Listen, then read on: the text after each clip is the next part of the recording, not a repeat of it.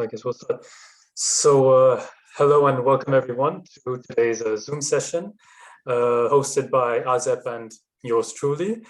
So today we have the pleasure of having Sarah Itten and Monica Schaublin from GSASA, who will speak to you about GSASA, hospital pharmacy, and I guess administration pharmacy, if I can translate directly. Just before we start, I'll just do a small introduction on asep. So if any of you haven't heard of asep, well, that's not good. We are basically the Swiss Association of Pharmacy Students. So basically, one of our goals is to, of course, represent you all when it comes to whether it be politics in terms of professional bodies like Pharma Suisse and others. And another one of our goals is to sort of provide you with opportunities and sort of make sure you get all the information you need to move on into the professional world, into the professional sort of pharmacy world after finishing your studies. And so that goal is hopefully going to be accomplished today with our two guests.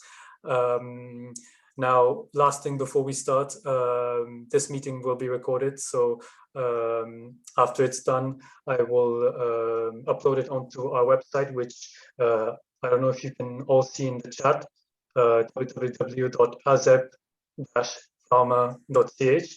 The website is still a work in progress, but our webmaster is working day and night to make sure that it gets prepared as fast as possible. So it will be uploaded as fast as possible for you to access.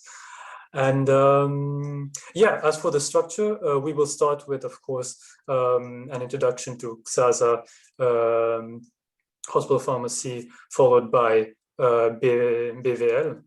And the sort of last part will consist of you all having your questions answered. If you have any questions, I would ask you to keep them to the end until after the presentations of our guests. And if you have any questions to ask, then feel free to open your mic and your camera to ask directly to our guests.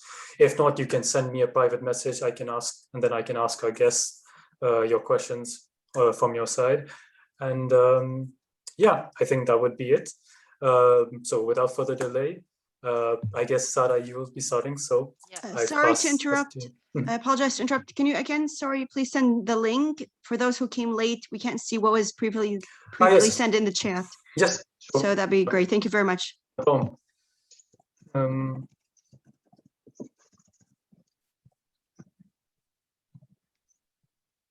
I think in the meantime, I can just start.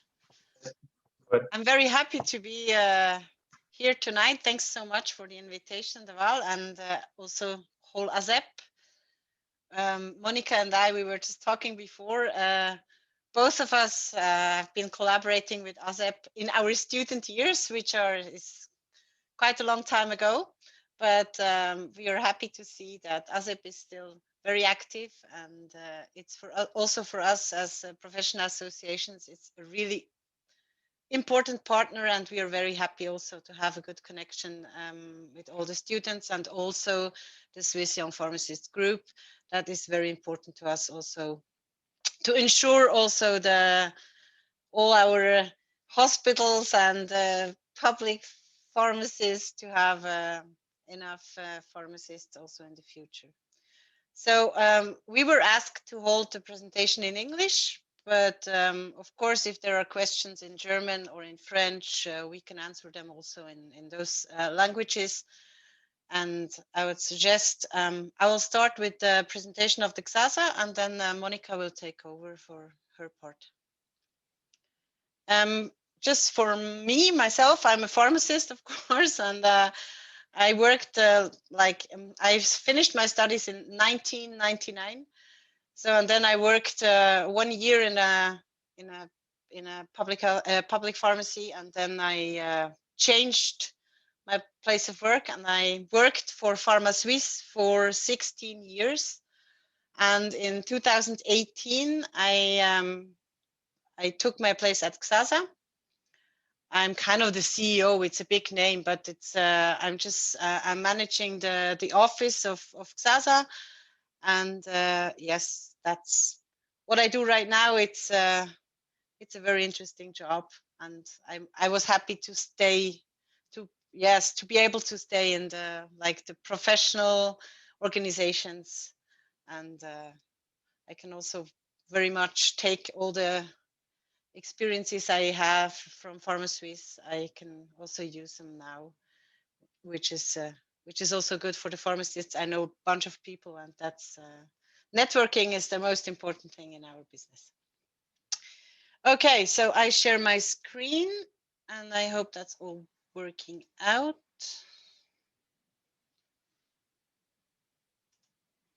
I think it's working. Otherwise, Daval, you let me know.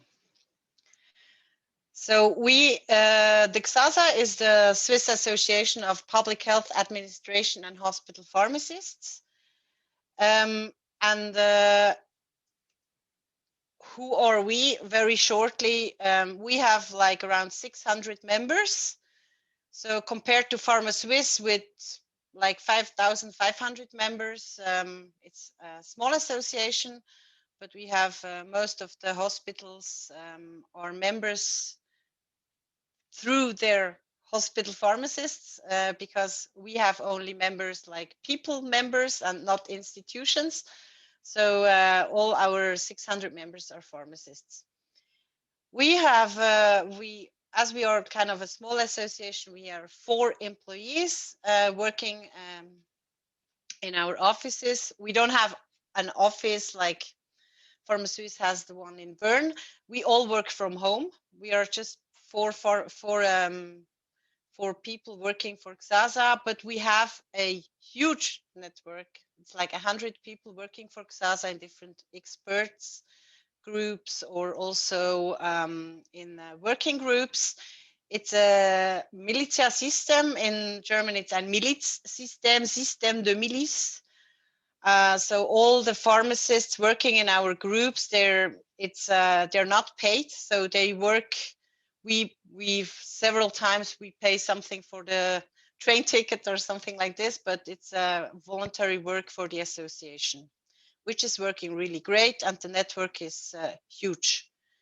We have a board of directors, and this is the executive body of the association, and all our pharmacists being in that board of directors are elected for 3 years, and then after that they can be re-elected. Our system, we have an interesting system of president, vice president, and past president. So we always elect all the 3 of them, and you stay in your function for 3 years. So you start as vice president, then if nothing happens, you will be elected as president, also 3 years, and then you serve another 3 years as past president. So we have like a moving system. Every three years, we have a change in the presidency. The office I was talking about, it's the 4 of us.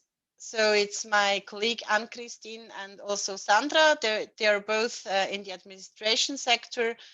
They keep everyone happy that has a question for GSASA, and are also responsible for the finances and all the secretary work, also for our FPH, that's all the education sector.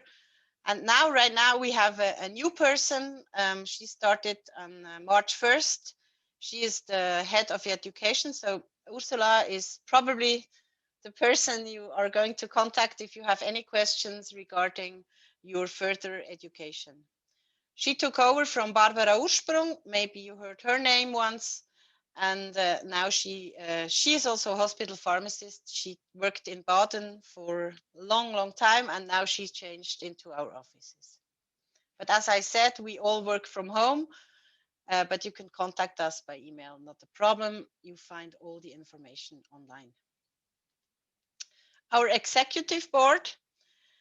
So right now, Petra Strup-Hens, she's the chief pharmacist at the St. Clara Spital in Basel. She she was also already president last year, so she stays until the end of 22. And we have our past president, that's Johnny Bonnet from the hospital in Sion. He was president before, so he's now the past president until the end of 22. And we have Farshid Sadegipour from the University Hospital in Lausanne. He's going to be our next president. And at the end of 22, we will re-elect a new vice president who is going to follow Farshid in his position. And we have a chief finance officer, that's Renaud Pichon from the pharmacy of the hospitals of the Nord, Vaudois et de la Broye. So it's a very complicated name. And he is with me. We are the 5 of the executive board of GSASA. So what do we do? Where are we active in? We are active in certainly developing hospital pharmacy in order to promote the best and safe use of medicines and medical devices for the benefits of patients in Switzerland.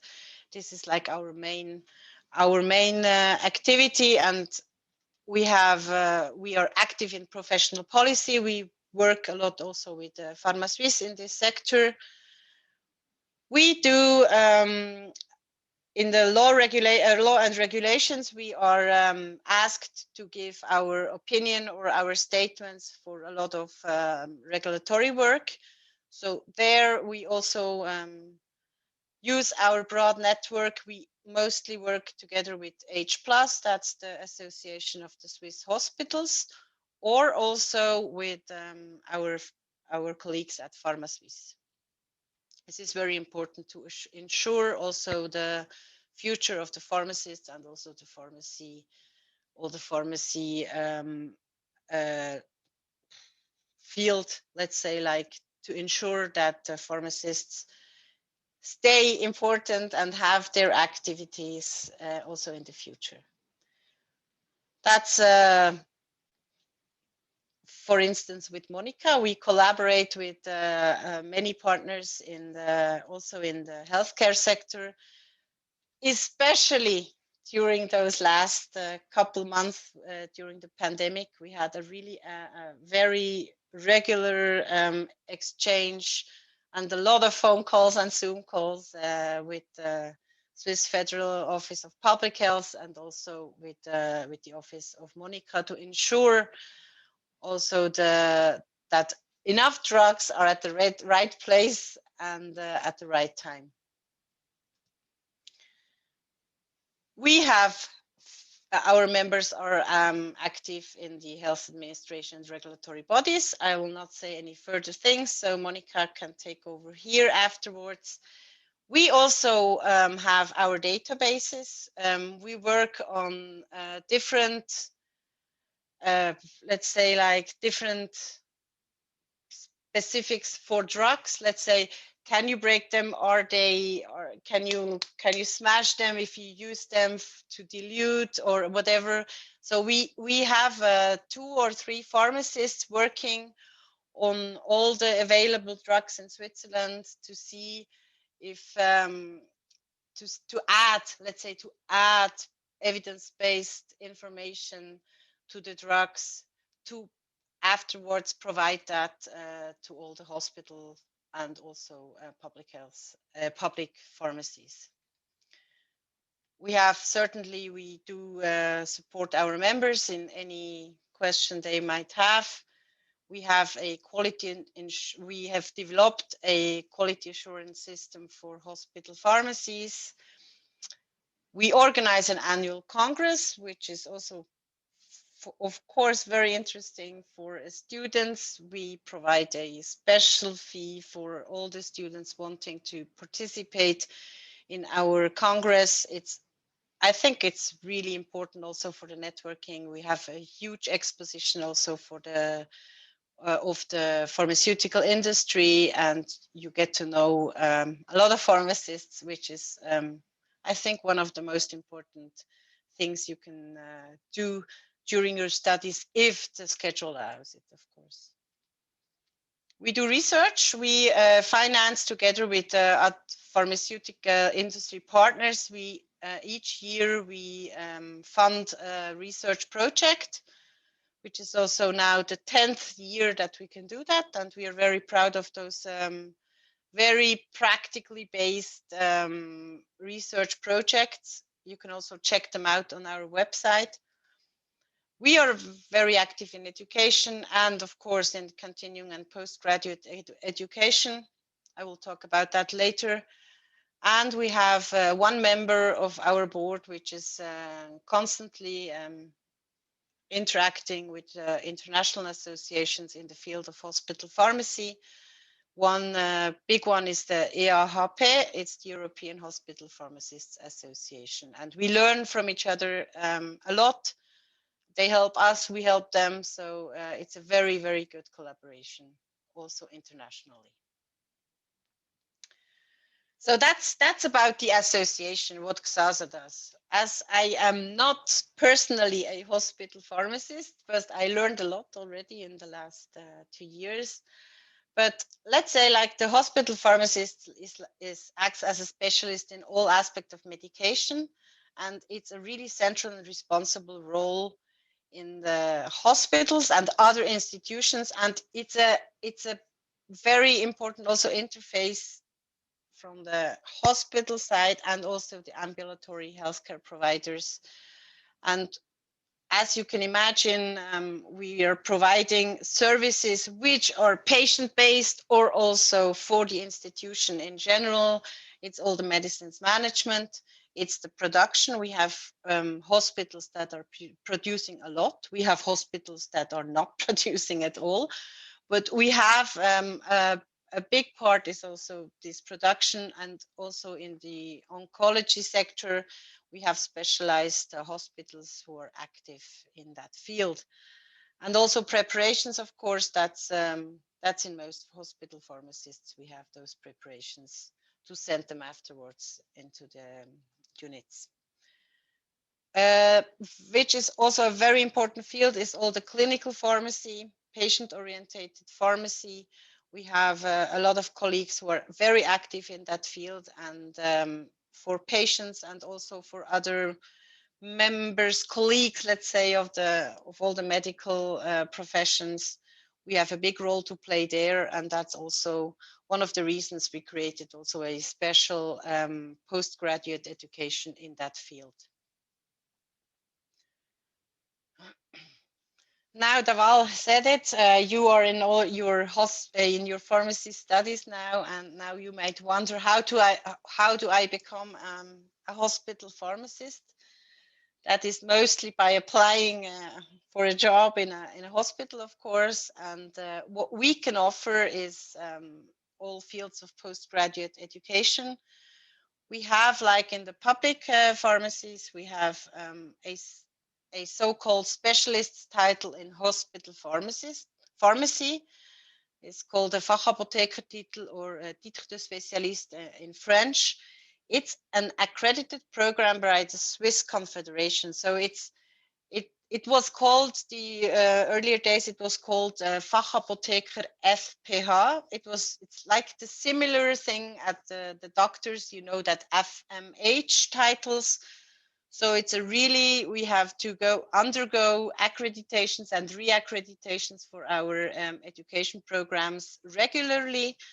And so for the public pharmacists, to have this title, to make this postgraduate education, it has become mandatory to lead a public pharmacy.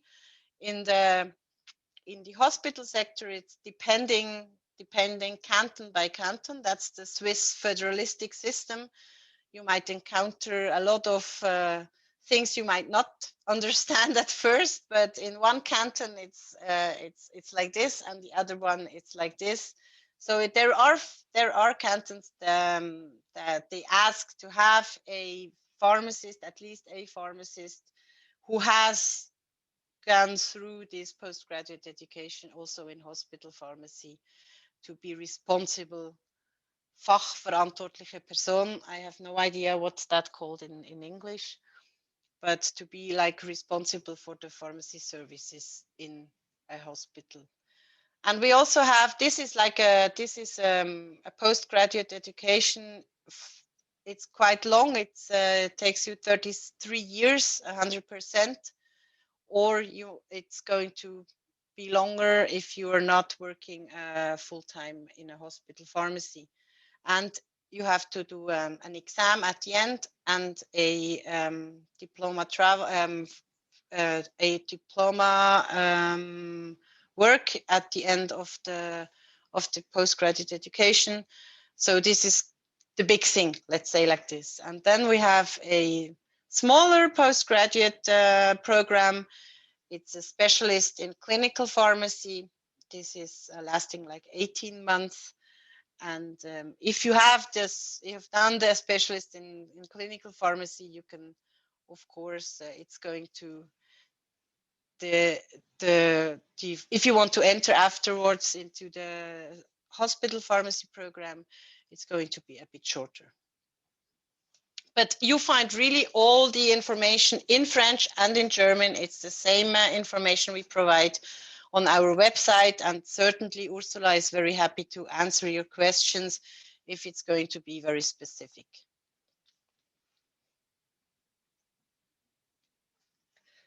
So this was my very short. I said to Daval, we do it short, and we are happy to answer your questions. The hospital field is open also. If you have not done any further education, you just you check our website, and if you're interested after you have done your studies, and there's so many different jobs offered also in our field, and mostly it's really calling the pharmacy in the hospital and then asking if without any further education you can jump in the field and then start with your specializing in a certain field. Or we are really happy also at our office to support you whenever you need help and you're interested in our field. So that was my part, and we keep the questions for the end, Taval said. So I might give over now to Monica. Thank you, Sarah. So my name is Monica Schäublin. I'm Deputy Head of the Secretariat of the Therapeutic Products Unit with FONES. So that will tell you nothing at all, because it's the smallest federal office existing in Switzerland, and probably nobody heard of it before. But I like to bring you some points and some parts of my work a little bit nearer, but I think also interesting for you is how I got there. As I said earlier, I'm quite working since a long time now. I'm a little bit older than everybody else here. So I studied pharmacy and ended it in '89. And I have, from my background, what I worked is about 15 years in the pharmaceutical industry and 15 years in a hospital. So that are my two backgrounds. I worked in the industry as a medical advisor or medical manager. I did clinical trials and everything like that. I'm also still involved with the Society of Industry Pharmacy. And then I changed to the hospital. There I worked in the pharmacy, and my main work was the central preparation of oncologic products. And what I liked there a lot was the collaboration with every part of the hospital. I was involved with the nurses, but I was also involved in discussions with doctors. I was even involved in education of Assistenzärzte. And that was very, very interesting. And then to end my career, I wanted to do something where I can put everything a little bit together and use all my experience I made. And so as I was dealing at the hospital a lot with um, interruptions in drug supply, in shortages, when I saw the job with Fonus, I was very interested. So I like to present you a little bit Fonus, but this alone would be too big here to present. But if ever you have further questions, there is also a website where you can have a lot of information, or you can call me or write me an email for further information. And I also like to show you what a pharmacist can do in a federal office, but it is not it's very different if you do it in one office or in another. It's very various. So I really can only tell you what I'm doing. Thank you.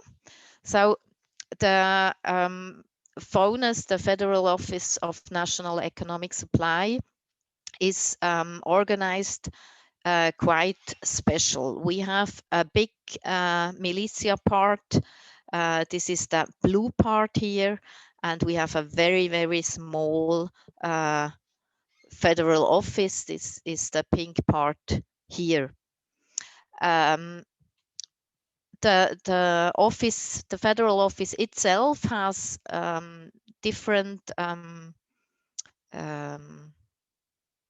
parts. So we are not only dealing with shortages with drugs, but also with nutrition, or with electricity, or gas, or whatever. So it's all the important products we need in Switzerland. If there is, if it's not possible to get it, then we try to find a solution. So this is the organization of the unit therapeutic supply. And we have a head. This is Stefan Müllebach. He worked also a long time in a hospital. Afterwards, he changed to the pharmaceutical industry. So he did the opposite of me. And then we have 4 different groups or units dealing with specific questions concerning drug shortages. So we have one part, the medicine, with really drugs, and there we have several people from the pharmaceutical industry. You see GSK, Merck, but we have also one of the pharmacy of the army. We have a doctor from Basel, from the hospital. We have also someone from Galexis. We have another pharmaceutical industry, and we have a pharmacist from Aarau. So here we are discussing mainly which active principes are really at risk. Are which are the most important for the patients, and where is the highest risk in the supply chain to give a problem.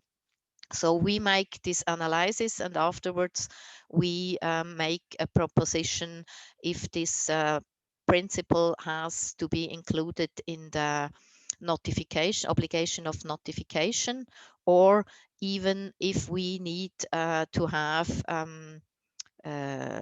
compulsory stocks to be able to deliver the products if there is a shortage.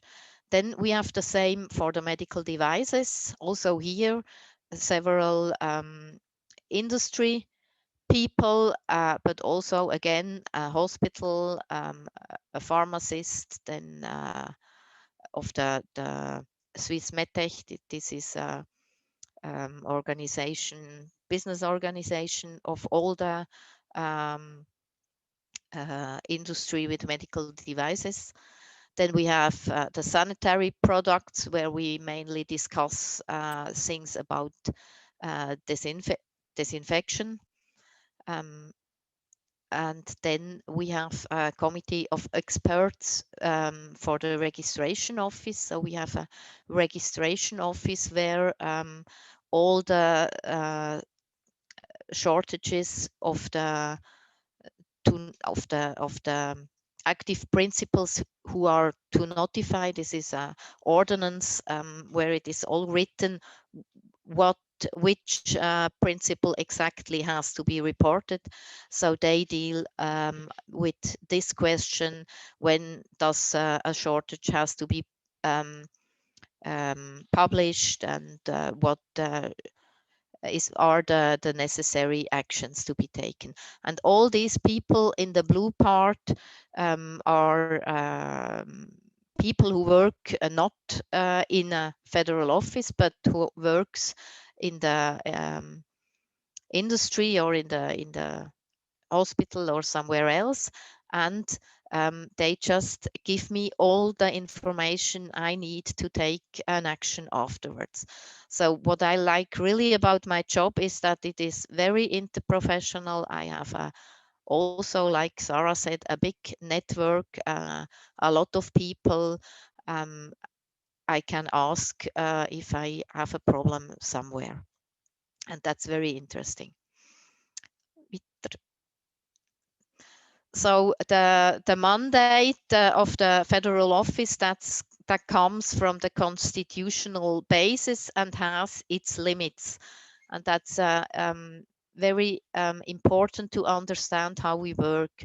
So in the constitutional basis, there is said that the Confederation shall ensure that the country is supplied with essential goods, so also drugs and services, in the event of the threat of politico-military strife or war, or of severe shortages that the economic cannot be by itself counteract. And that's the important part. So the first responsibility to find a solution for a shortage has the economy itself. So that is the pharmaceutical industry for drugs, but also pharmacists themselves.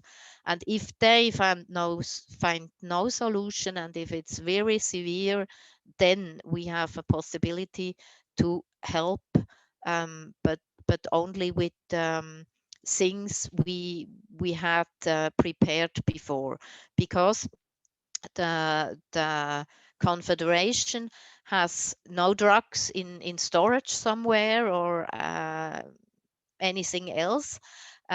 All the goods that are in the obligatory storages are in possession of the industry. So also there, the economic has to take its part in the supply, and that stays with the economy also in case of a shortage. The strategic aims of us. So this is now on the example of drugs, because I think that's what you are interested for the moment the most.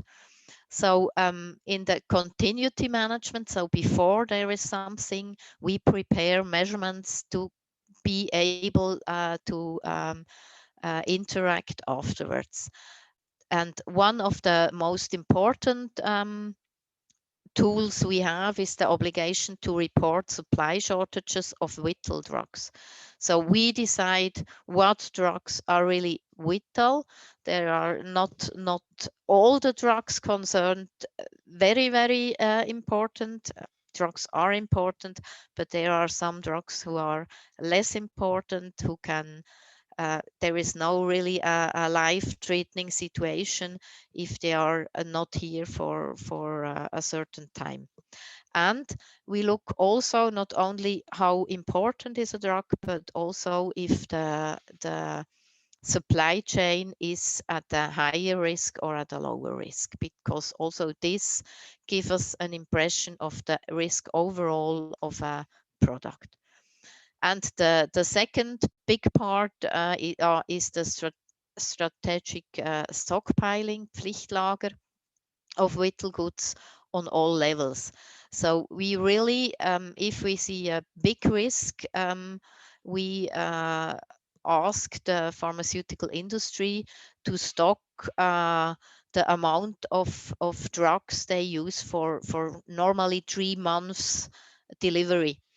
So they have this stock and they cannot touch it unless we say, okay, the market needs it, we will give this stock. But it is still in the possession of the pharmaceutical industry. The delivery to the market is the same as it is with the other normal stocks of a pharmaceutical industry. This is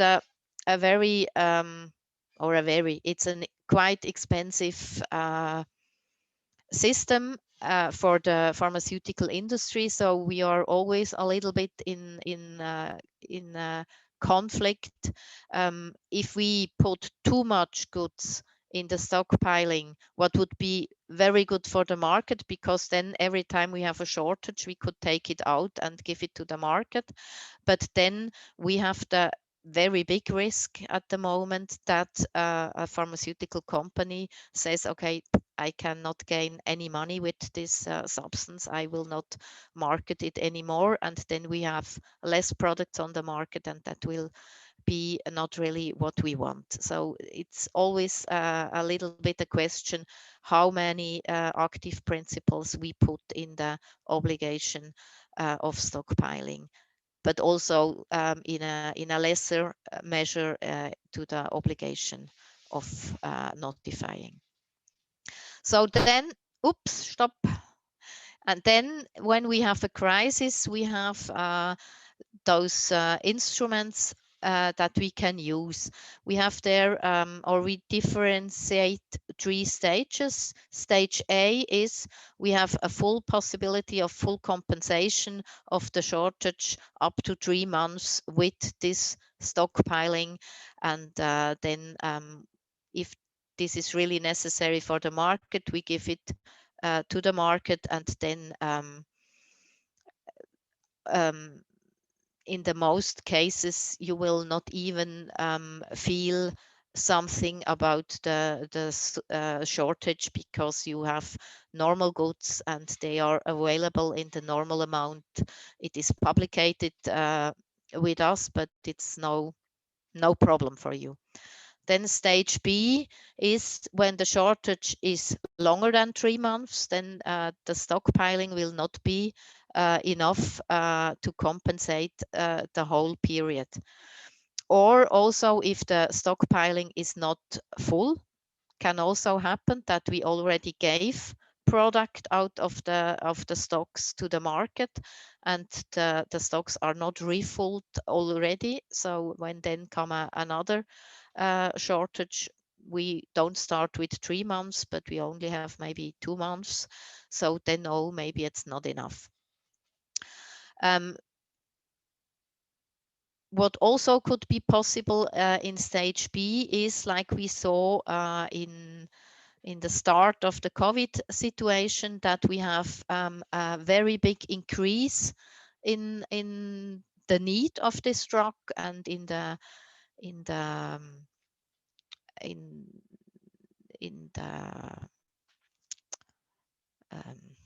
sorry, I lost it. So we have an increase in the use of this drug, and then also then the stock will not last 3 months, but maybe only 1 month or 2 months. So then we have to combine the goods out of the stocks with recommendations for substitution and for a restricted use. That we do together with the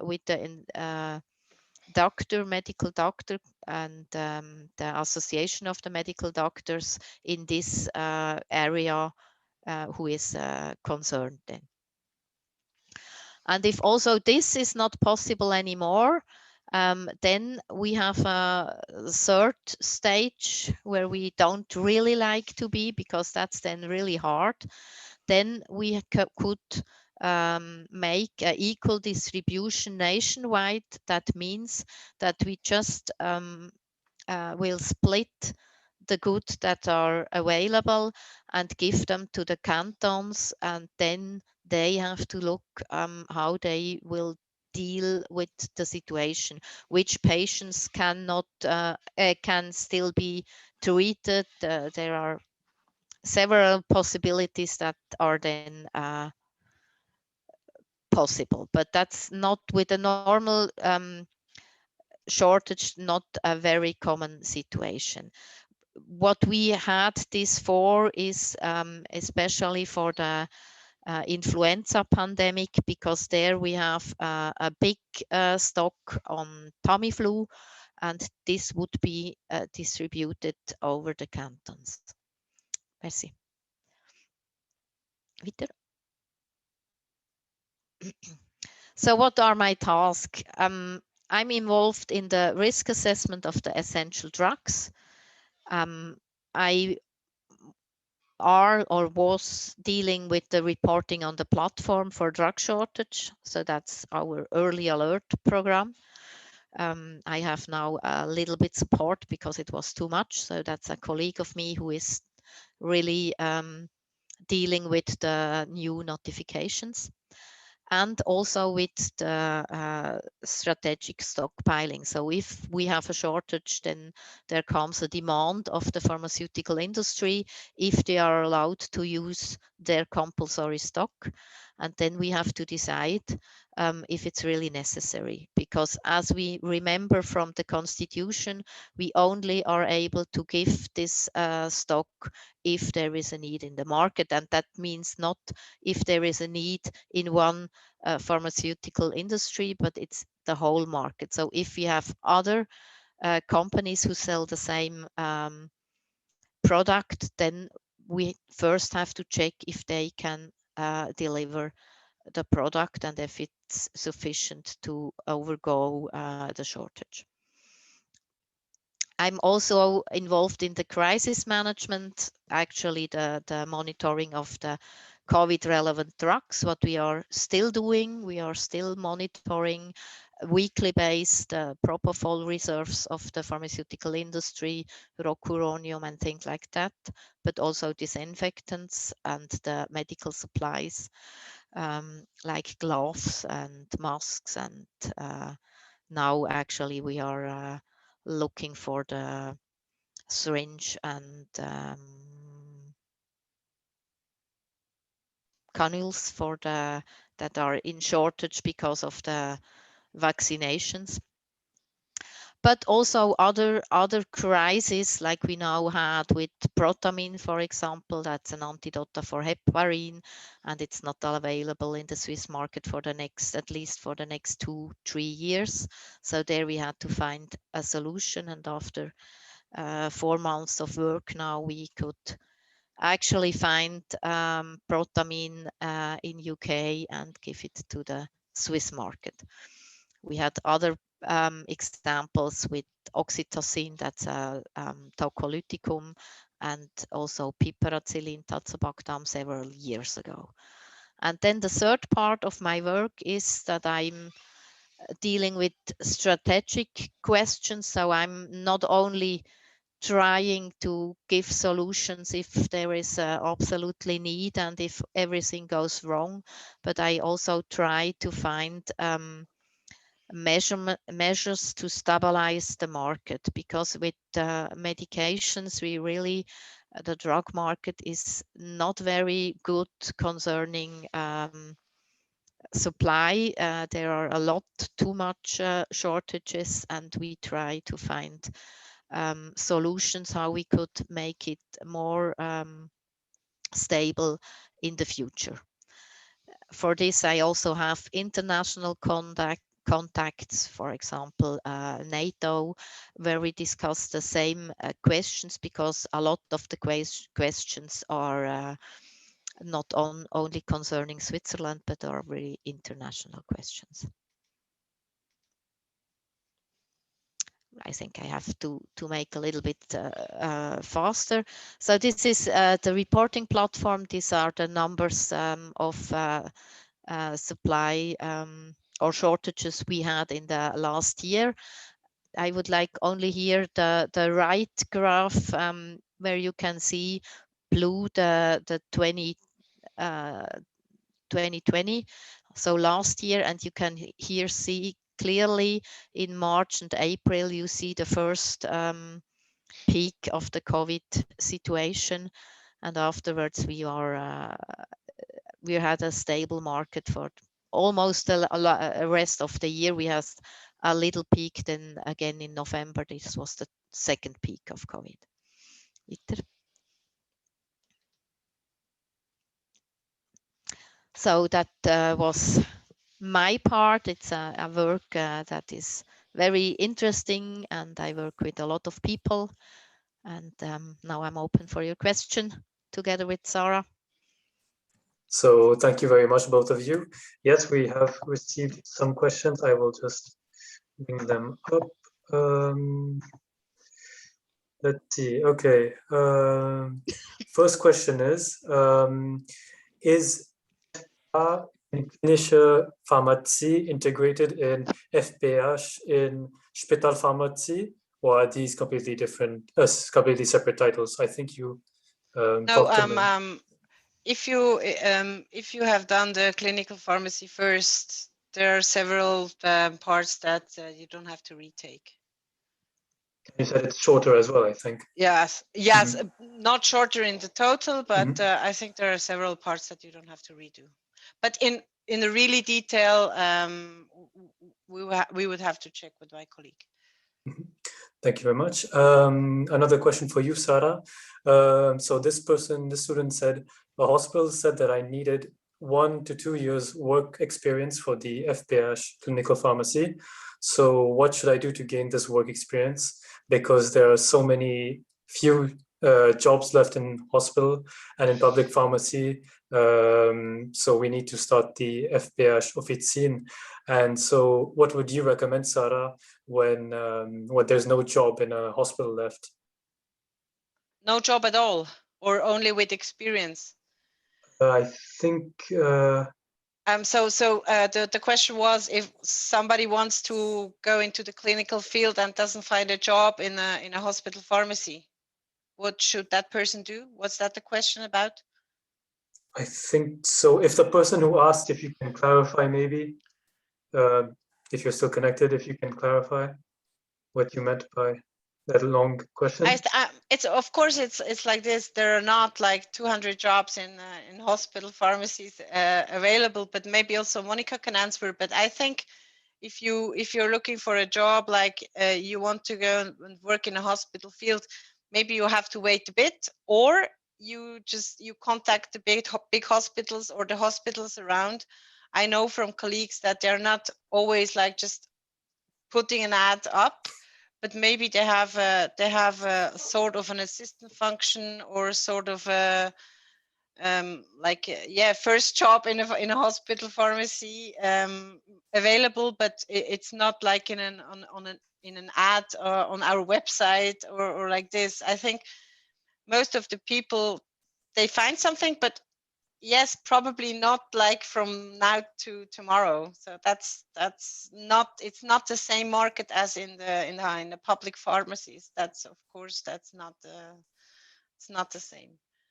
Mm-hmm. Thank you very much. Another question we got is, can you tell us when the next annual Congress will take place? So I'm guessing the Congress. Our Congress will take place from the November 10 to November 12, and it will hopefully be in Lugano.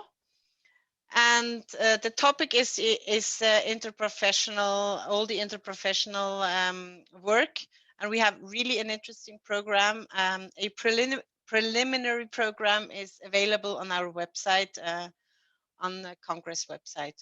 You can check it out. Mm-hmm. Thank you very much. One other question was regarding the price of the specialization in hospital pharmacy. How much would it cost?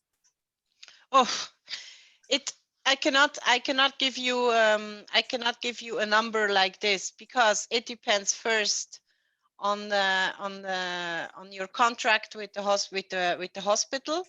Sometimes they take into account all your costs that you have for your specialization, but you have to stay there for another maybe 3 years, or maybe they pay you the courses, but you have to like take them in your free time, or it's really, there are so many different like Factors. contracts, or yes, so and there are also several cantons, like maybe for instance in the canton of Bern, if a pharmacist is doing this specialization, the canton is also contributing in the costs to the hospital, so the hospital can offer you better conditions. But this is really depending by canton. But there we had the talks several years ago, and in some cantons it's really like supporting the further education of doctors. They're also supporting the further education of pharmacists. But I cannot give you like an exact number like this. Thank you very much. Hi, I have a yes? question. Can I ask, or do I have to? Right. Sure, Okay, go thank ahead. you. Okay, I have actually two questions. So the first is, so I'm doing my bachelor's right now, and I'm thinking of what type of master's I should take. So there are two. There's the pharmacy, and there's the pharmaceutical science. And if I wish to work in a Spitalpharmazie, then can I do both, or is one better than the other? This is a very personal answer I'm giving you right now. But if you are in between the two of them, make the pharmacy master, because it gives you way more possibilities in the future. Okay, thank you. And the other one is actually more personal. So yes. So I actually wear a headscarf, and I worked in a pharmacy for 3 weeks, and I was told that since I wear a headscarf, it could be hard for me to find employment. And I was wondering if that's the same in a hospital, or would it be more lenient and diverse? I know that there are people working in hospital pharmacies wearing headscarves. That's maybe the only answer I can give you, because a hospital pharmacy, let's say like in a university hospital, it's like a huge office. It's like the 20 to 30 offices, and not everybody is working in a field where you cannot wear a headscarf. So maybe it's limiting in the thing you can do, or but I cannot answer you the question like this, but maybe Monica can. I think it depends a little bit on the hospital first, but it depends also a little bit what you would like to do in the hospital. In the production field, especially the sterile production, there you have to change. So I don't know if this would be a problem, but then you have a different kind of thing on your head and before your face. So this sure is one thing where you cannot go with a scarf where you are also outside of the hospital, because that's just not possible from the regulation for the production. But otherwise, I think that would be possible, but it depends a little bit on the people and on the ideas of the hospital. But are there like a general rule? Is there like a rule or like a law like that states that I cannot work if I wear a headscarf? Or does no, I don't think so. But the rule, and that could be also the only problem I see is the hygienic part. So, but you can also have a special scarf you wear only in the hospital, then this will not be really a problem. But a lot of the hospitals, you really have to change your clothes if you enter the hospital and if you work there. It's not allowed to be in the same clothes as you work come the way to the hospital. That's the only problem I see, depending on the hygienic obligations they have in a hospital. But this is also interpreted very different in several hospitals. Okay, thank you. Thank you. Another question for GSASA more specifically. Will GSASA publish a new formularium clinicum when the last edition was in 1992, I think, and which will include experiences from especially last year's shortages? I have no clue if if a new formular. We were talking about the formulariums recently, but I don't think that we will publish a new one. Maybe there is like something.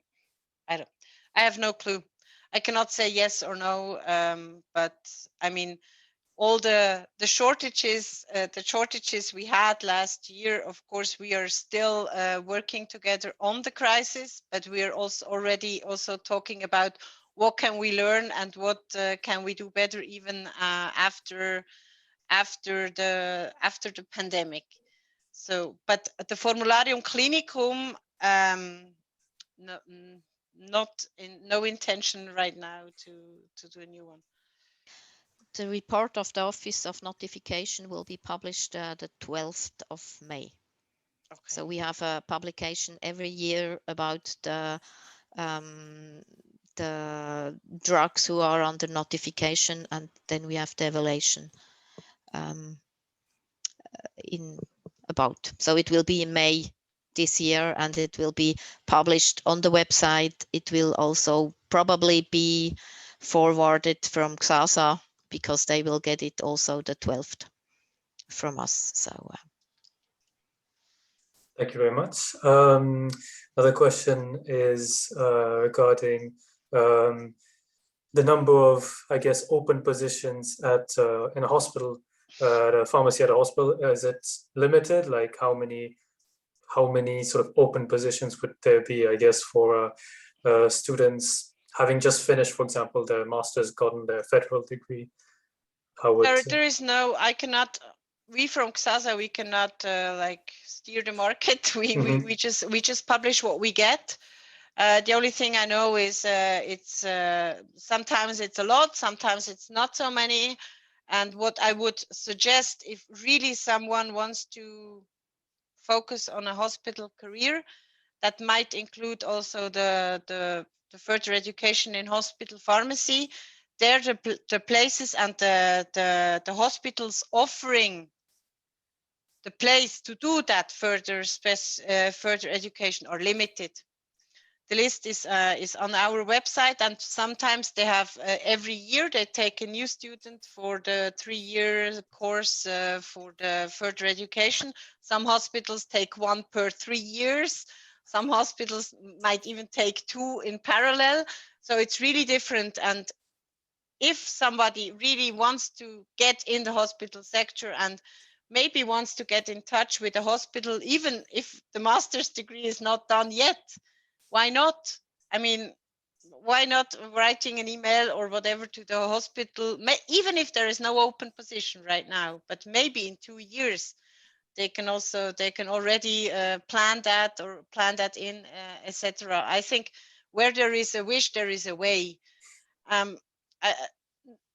Maybe give it a bit more time. I mean, to make the Offizien-Pharmazie, the public health pharmacy title is easier, because almost you can do it in almost every public pharmacy, but not the further education in hospital pharmacy.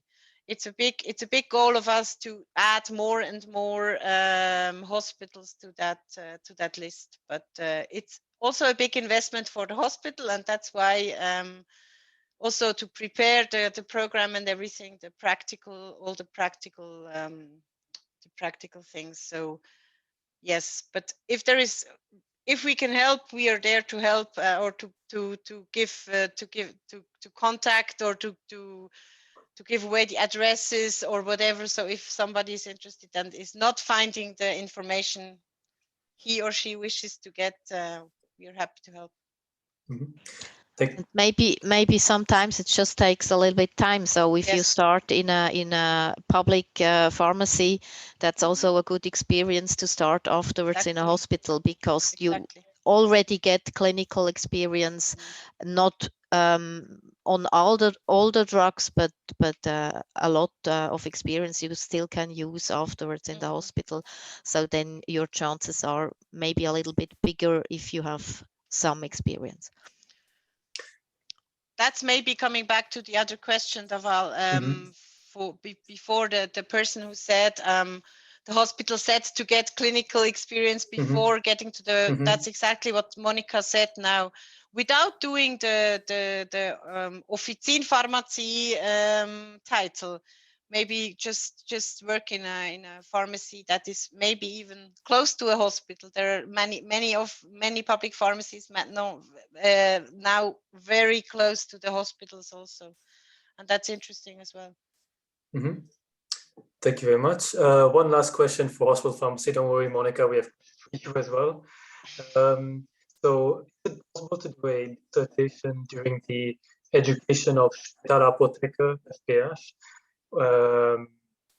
I can hardly hear you. I can hardly hear you. Is it, so the question is it possible to do a dissertation during the education of Spitalapotheker, FPH? Let me think. I don't think so, but let me check that. Go on with another question and I will check that. This person sent a second question with it. So she asked, is it worth doing a doctoral degree if you want to work as a hospital pharmacist? Can you hear me? No. Okay. So she was asking, is it possible to do a dissertation? Sorry. Yeah, the dissertation. Yes, I got it. Sorry. Is it worth doing a doctoral degree, so a PhD, if you want to work as a hospital pharmacist? Yes, I know that I know that is okay, but doing the FPH and the dissertation in parallel, I don't think so, but I can check it.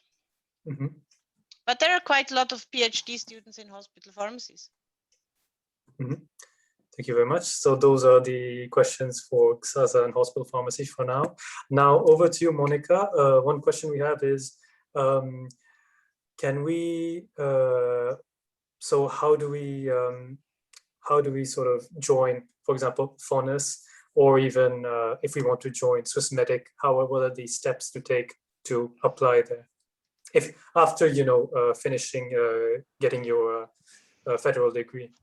So there are also on the website of every federal office, there are jobs, and there are also jobs you can sort it after for beginners, and we just had an application, or we just work now with someone who just came out of the studies, so that's quite possible. It depends a little bit where you start in the career. You have also possibilities to make career in the federal offices, so you start at the base, and if there is nothing also there, I think it's good to gain as much experience as you can. That can be in a pharmacy, that can be from a hospital. Especially for me, it's for my job, or the work we do, this analysis of the active principle needs a little bit of experience. What I see now, I have now as a lady who had studied pharmaceutical sciences, and what I see there, what is quite difficult, is the lack of practice. So she is really very good in explaining me how the drug works and what it does, but if I tell her something about the patient and why it does matter if I have a tablet or if I have a suppositoire, or if I have a parenteral drug, that's the difference. Or even a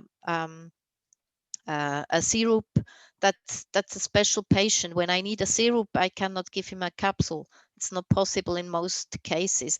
So the experience with the practical side of the profession is quite important for a lot of jobs, because what we do is rather theoretical, but it has to serve the patients and the pharmacist in the field. So it's always good if you have some experience there. Mm-hmm.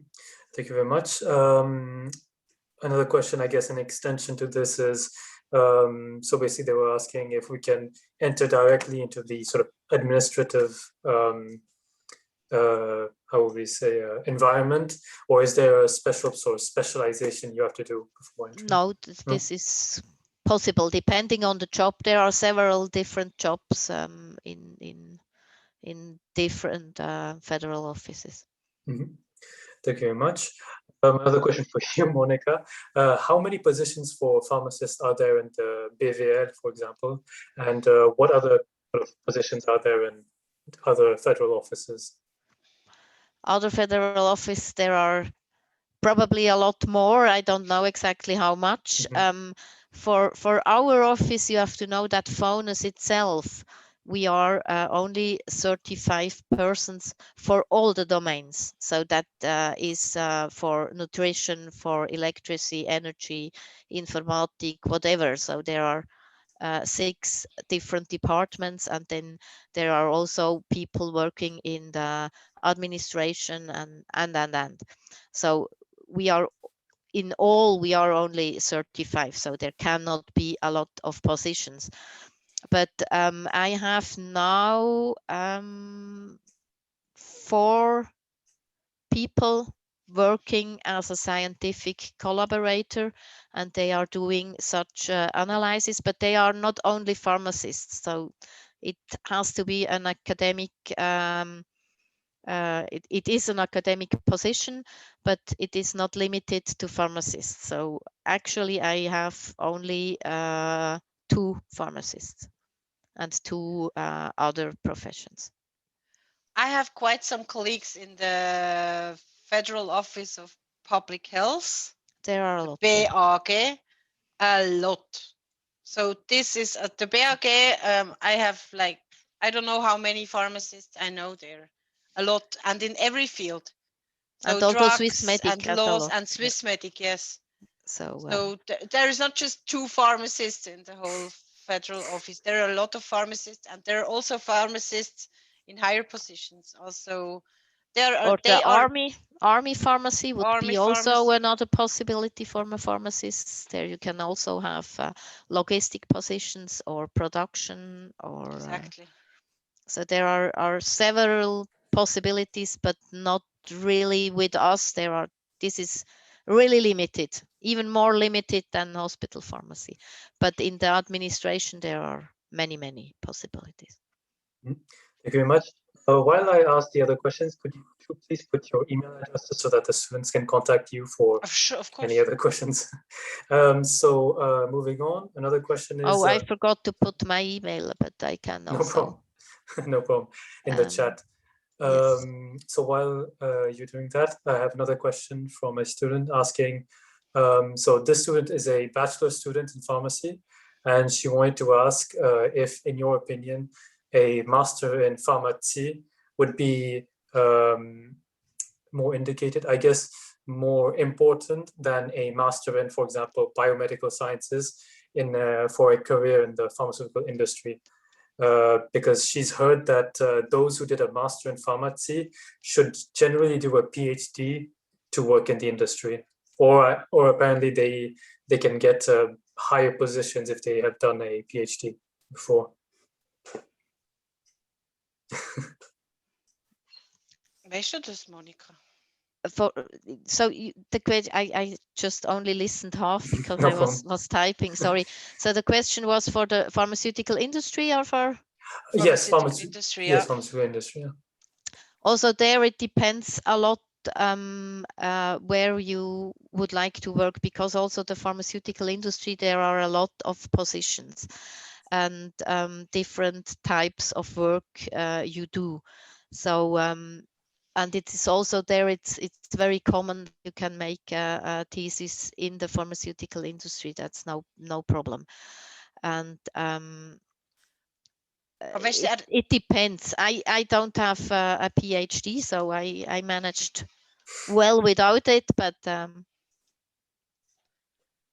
I think that's the big fear from everybody, that if you want to go and work in the pharmaceutical industry, that you have to have a PhD or you have to do a PhD. But as Monica said, I also know a couple people, they don't have a PhD and they work in the pharmaceutical industry, or they started to work in the pharmaceutical industry and then they did a PhD or another specialization.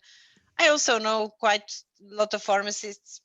I did an MBA as well, but pharmacy and economy, that's also something that is quite interesting, and it opens you a lot of doors as well. And all the business administration part can be done on the job. So that's also something that is quite interesting also for the pharmaceutical industry and also for all the health administration sector. Because there's, yes, sorry. No, it's okay. I didn't want to interrupt, but I think one of the most important things you have to know if you are applying for a job, in all the texts you read about a job, you have very big wishes, and they take whatever they can get. So don't feel shy to apply, even if you don't have everything. Just ask. They can say no, okay, then you have applied for nothing, but they can also say yes, because it's some other things are what they really are looking for. So don't feel shy to apply wherever you think you are interested, and then you will see if they take you. Okay, thank you very much. One question I have is it possible to combine FPH in klinische Pharmazie and Offizinal? There are people in the, so we are right now in discussion with the FPH Offizin, that somebody who took the FPH in klinische Pharmazie can afterwards like acknowledge it for the FPH. That shouldn't be a problem if it's within the 6 years of the, because one course cannot be further away than 5 years to be acknowledged as to the new program you want to take, because otherwise it's considered as too old, so you have to redo the course. But there are pharmacists working in public pharmacies doing the FPH in clinical pharmacy. Thank you very much. One question is, I guess, more for you, Monica.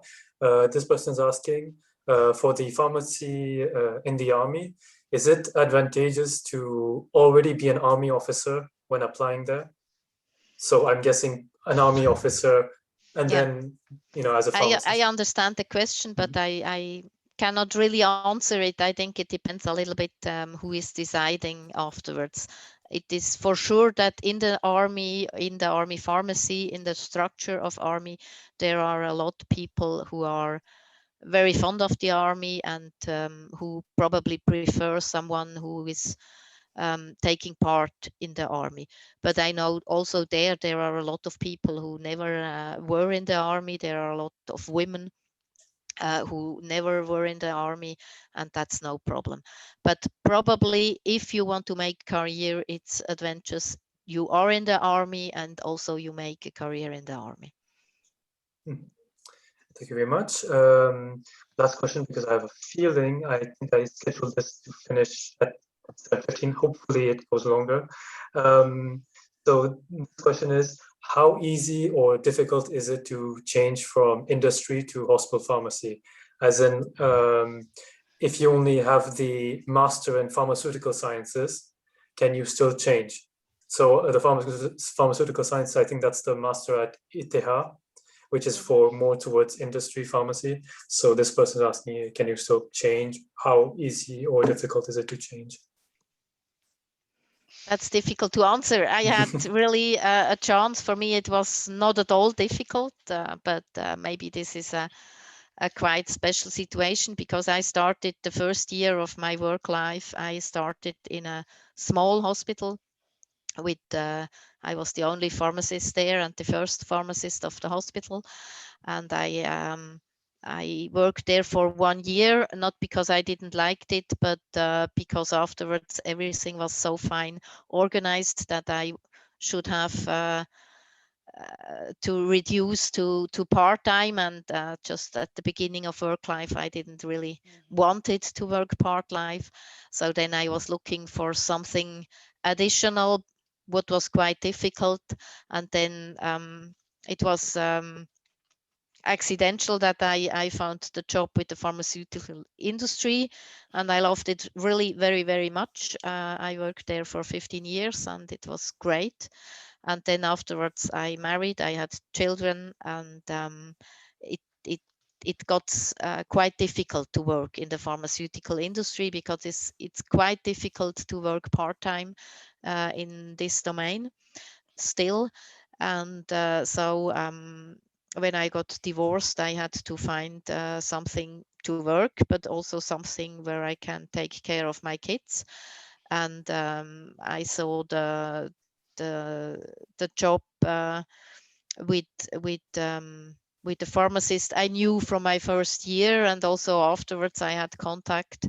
So I applied and I was there. It was not really difficult, but I think also there fate can be everything. It can be hard and it can be bring you luck. Depends really on the situation. I don't think you can say it's not possible or it's always possible. It really depends. And I think the question with the pharmaceutical sciences master in the hospital area, I think there are certainly domains that you can also work there if you don't have to have a diploma as a pharmacist. There are functions that you have to have the pharmacist's diploma, but there are certainly also areas that a master in pharmaceutical sciences is sufficient. So that should not be the problem, let's say like this. Mm-hmm. Thank you very much. That's all the questions I've received. Students, if you have any questions to ask live directly to our guests, now is the time.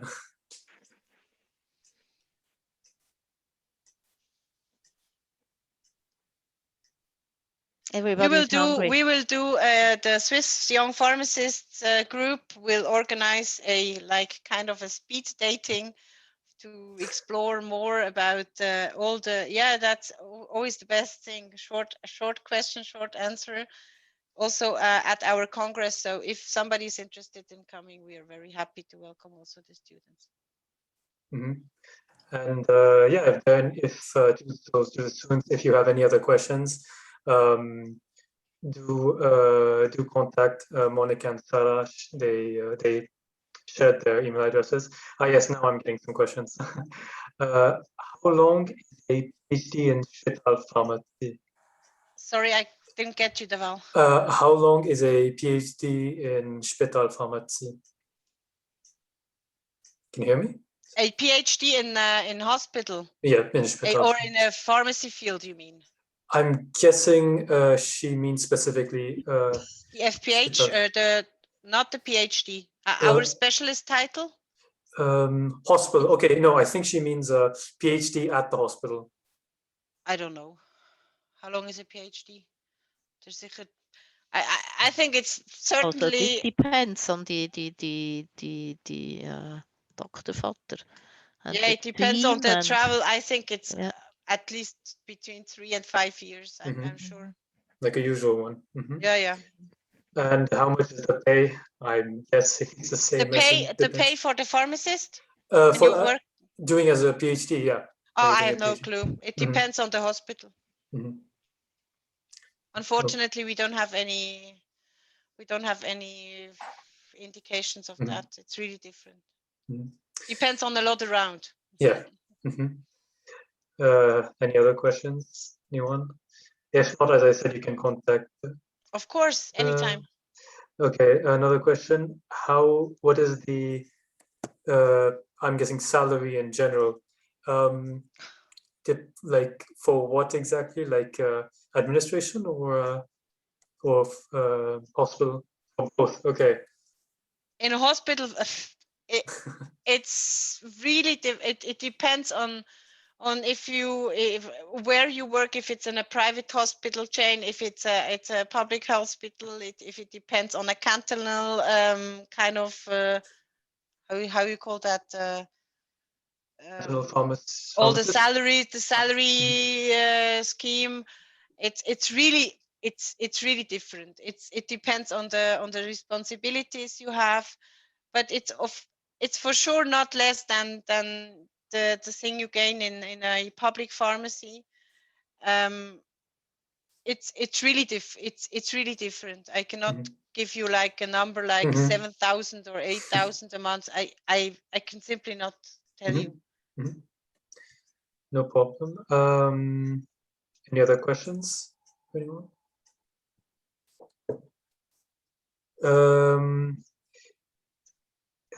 More questions on salaries. Yeah, salaries.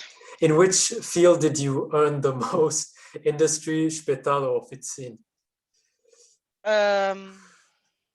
If it's not too, if you're okay with talking about that. Of course.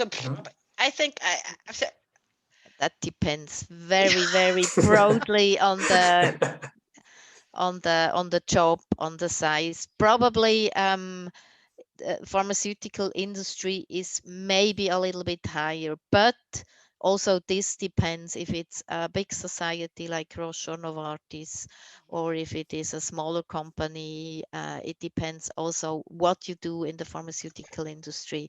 It depends if it is your first job or if you have a little bit of experience. That's really hard. And also for the pharmaceutical industry, there you have just it depends a lot on how you sell yourself, because there are no loan salary classes or things like that. So you have to sell you really good. I think you have to, especially as a woman, you have to ask yourself, what is your family planning? What is, yes, because in the pharmaceutical industry, there are not so many part-time jobs.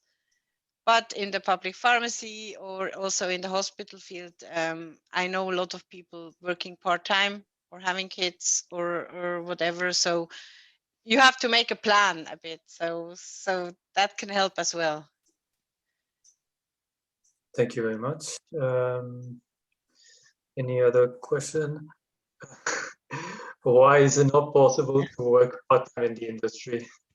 I don't know, but that's just what we hear. It's not that it's strictly not. But I can answer this. The pharmaceutical industry still is a very tough business. It is paid a little bit better probably than everything else, but it's tough. You really have to work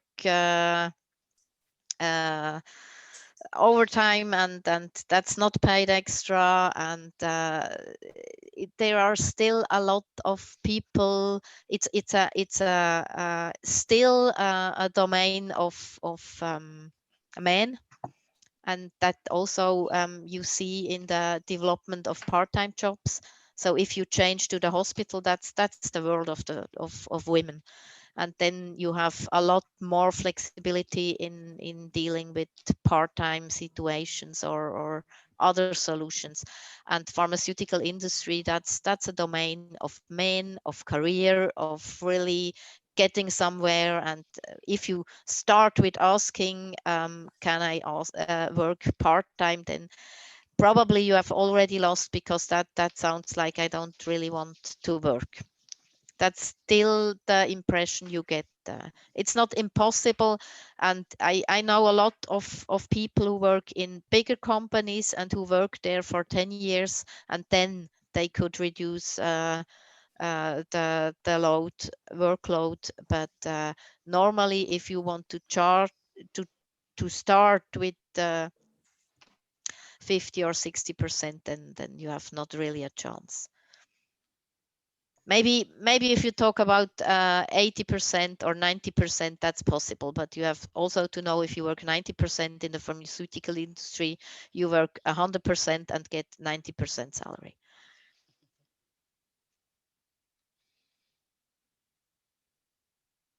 We cannot hear you. You are on mute. For everyone, for industry-related questions, next week we have the same type of Zoom session. That's very good. Zia. So okay, that's very where good. I'm also part in the foundation and in the development for the YAUS. But so will be someone else then talking there. Okay. Exactly. So you can save your questions for then. Right. I just wanted to show you all. Now it's my turn to share my screen. I will show you on our website where we will upload the this recording. So let's see. Can you see my screen? Yes. Yes. So as you can see, I shared the URL to our website. As I said, it's a work in progress, but you know, our webmaster is working really hard to sort of get it up and running as quick as possible. So we will probably post it around here under useful links and documents. So for now, there's not, well, we do already have some links, but I guess somewhere around here we'll post the link to the recording, and then so that you all will be able to access it. So yeah, if there's not any more questions, then I guess that will be it. And as I said, Monica and Sarah will be more than willing to answer your questions if you have any more maybe specific questions regarding whether it's the work that they do or even the contacts that they have for networking. But other than that, thank you all for coming. Thank you especially to Sarah and Monica for having the time to come and talk to us about basically our future. And thank you to the students as well for joining us. And I hope to see you next week at the GSASA Zoom session. Take care, everyone. Have a great evening. You were really welcome. It was great being with you. Great, yes. Thank you. Thank you so much. Bye. Bye. Bye-bye.